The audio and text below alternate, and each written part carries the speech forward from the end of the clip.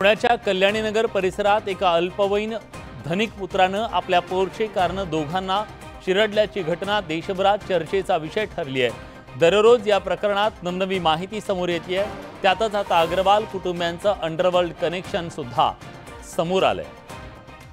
अल्पवयीन आरोपीचे आजोबा सुरेंद्र कुमार अग्रवाल यांचे अंडरवर्ल्डशी लागेबांधे असल्याची माहिती समोर आली आहे। या प्रकरणी शिंदेंच्या शिवसेनेचे पुणे जिल्हा सहसंपर्क प्रमुख अजय भोसले यांनी अनेक गंभीर आरोप केलेत।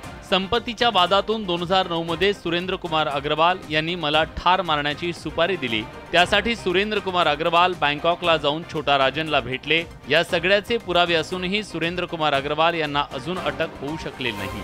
या प्रकरणात मोका लावणं अपेक्षित असताना पोलिसांकडून IPCची कलम लावून गुन्हा दाखल करण्यात आला असा दावा भोसलेंनी केला।